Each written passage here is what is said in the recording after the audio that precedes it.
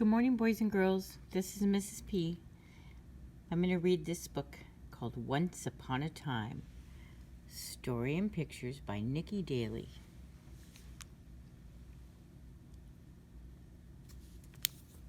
What's it look like? It looks like they're dancing around a farm. Maybe, but I'm not sure what this is back here. Let's open it up and see.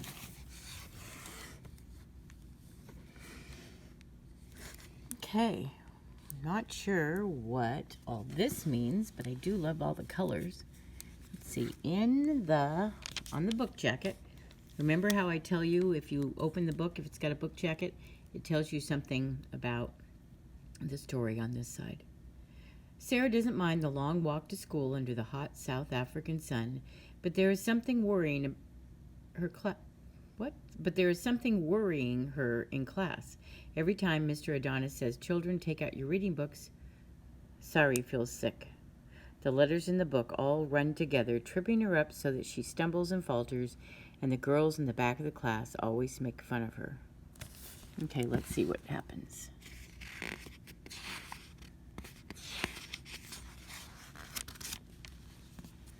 Oh, there are some gorgeous pictures. Let's see if I can get this out far enough for you to see. Once upon a time.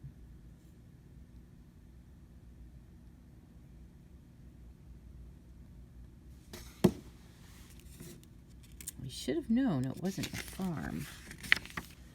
Okay, so here, I'll show you the picture, and then I will read. So it looks like she's got a long, lonesome walk to school, maybe. I'm not sure. Let's see what it says. By 8 o'clock, the little karoo was starting to bake, sending the scent of wild herbs into the dry air. The dirt road to Hopefield, straight as a ruler, stretched forever. Sari knew the road well. She walked along it every day to school and back again. The long walk did not bother her. She was a dreamer, and her legs were strong. It was school that bothered her.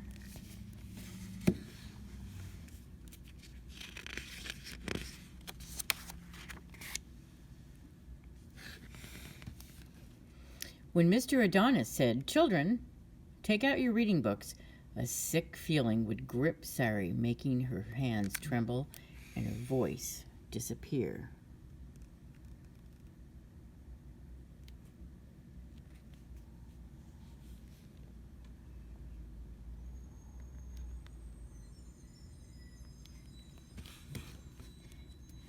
Sari hated reading aloud in class.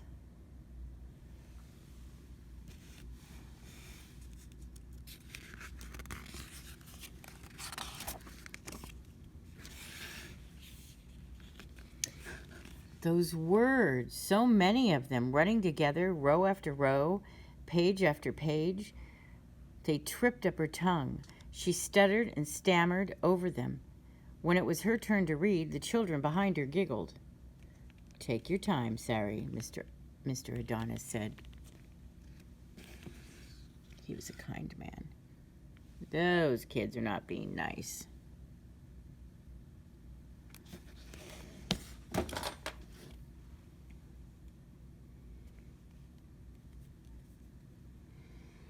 "Take your time, Sari," teased Charmaine and Carmen after school. "Take your time," joined in the smaller children.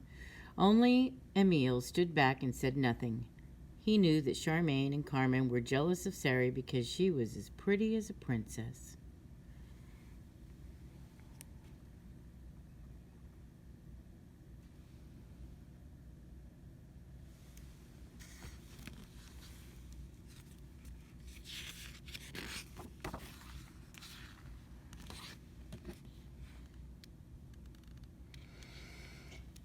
At home, Sari was called the late lamb because she had been born long after her older brothers. Her family all worked long, hard hours on the sheep farm, except on Sundays when they rested. After lunch, her father took a nap while her mother sat in the shade of the blue gum tree, doing her big loopy knitting. But after a few rows, she too would fall asleep. Then Sari would run across the veld to the ridge. That was where Auntie Anna lived, and there she would be, sitting in her rusted-up old car, waiting for Sari. Then Sari would climb into the driver's seat and pretend to be taking a Sunday drive somewhere far, far away.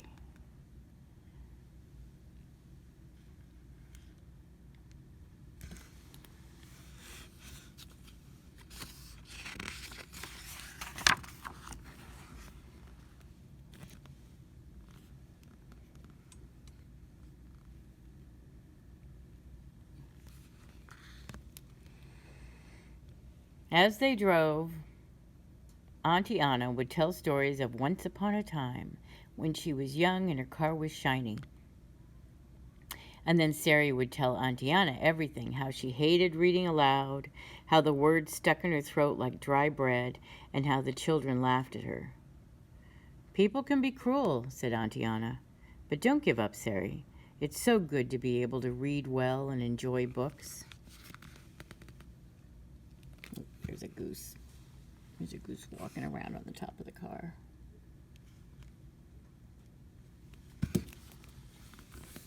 You do know they're not really driving, right? They're just sitting there.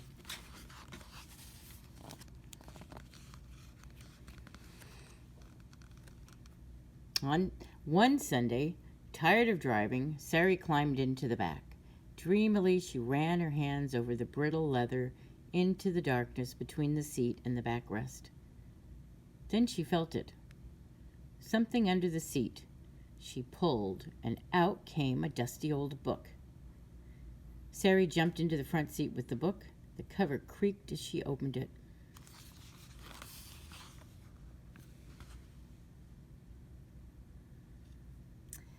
"My goodness, Sari," said Auntie Anna. "Look, it says, 'To Lizzie, with love from Mama and Papa.' This book belonged to my daughter." Read it to me, pleaded Sari. The old woman shook her head. "No, Sari." Sari looked puzzled. And then Auntie Anna's mouth crinkled into a smile. "We will read it together."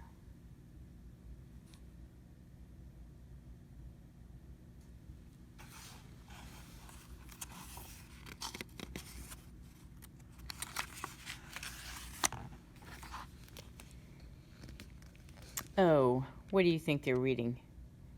I'm thinking. Well, you hold on to what you're thinking and let's see. But I think I know. Once upon a time, the wife of a rich man fell ill. It was a lovely story about a beautiful girl and her two ugly stepsisters. Reading with Auntie Anna was fun. In some parts, Sari read alone. Then, just before a word could trip her up, Auntie Anna would join in until the story ended. So Cinderella married her prince and lived happily ever after. I knew it was Cinderella.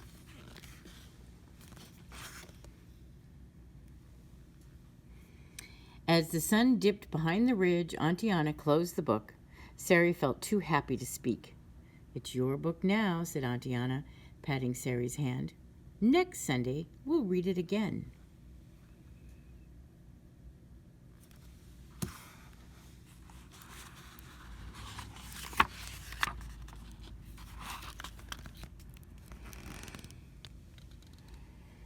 The next day, Sari couldn't wait to get to school. She wanted to show Mr. Adonis her beautiful book.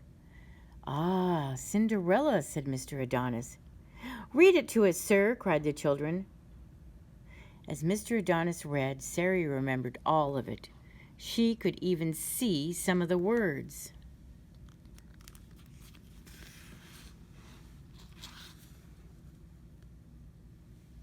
Then Mr. Adonis asked the children to take out their reading books. Excitedly, Sari opened her reading book, but when it was her turn to read aloud, the words tangled around her tongue and she started to stammer. "Take your time, Sari," said Mr. Adonis. Emile looked at Sari. Her eyes filled with tears as she struggled to get the words out. Charmaine and Carmen giggled behind her.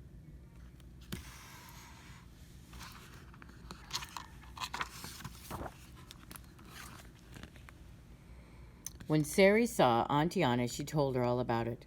"Emil's the only one who doesn't laugh," said Sari. "Well, he sounds like a prince," said Auntie Anna. And then she clapped her hands and said, "And guess who you can be."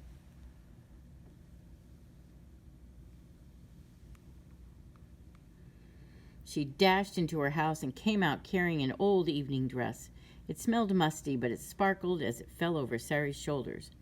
"My princess," declared Auntie Anna with a low bow. On the Sundays that followed, Sari read her favorite book for Auntie Anna. The more she read, the less afraid she felt about reading in class. And the less afraid she felt, the better she read.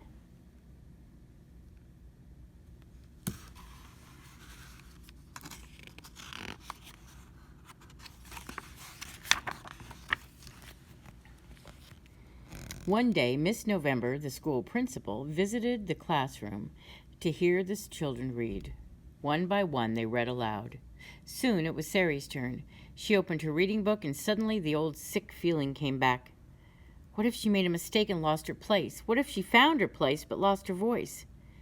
Mr. Adonis waited patiently. The class started to fidget. Sari thought about all the words she had read with Auntie Anna. She could see them, lots of friendly letters, holding hands to form words that danced and sang together. She could feel Auntie Anna beside her. Bravely, she took a deep breath and started to read.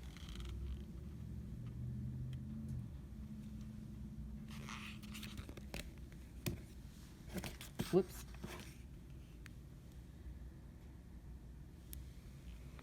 The words poured out as clear as spring water. "You read beautifully," said Miss November. Out of the corner of her eye, Sari could see Emil smiling.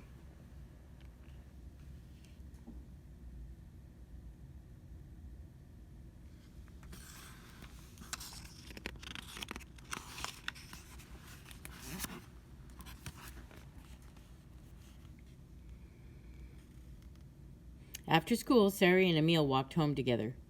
"Would you like to go for a drive in my car?" asked Sari. Emil laughed. "Where's your car?" "I'll show you," said Sari, taking his hand. When Auntie Anna saw them coming over the hill, she waved. "Come on, let's get going," she shouted. Sari jumped into the driver's seat. Auntie Anna took the back seat so that Emil could sit in the front. "So you're Emil," said Auntie Anna. "Yes," said Emil shyly. "I'm Sari's friend." "That's good," said Auntie Anna. "Don't you think she reads beautifully?" "Yes," said Emil. "I bet you didn't know she could drive." "No," Emil giggled.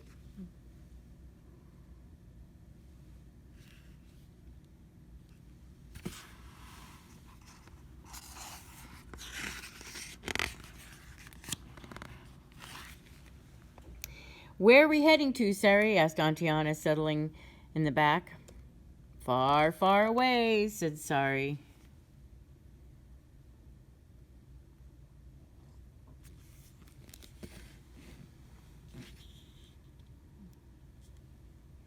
Before them, the flat expanse of the little Karoo stretched out as far as the eye could see.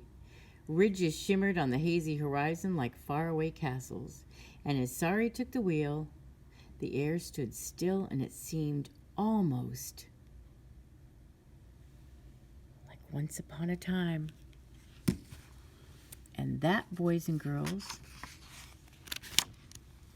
is the end of the story.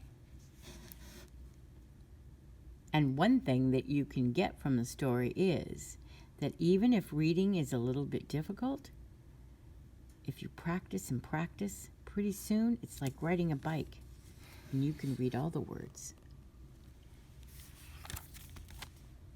Once upon a time.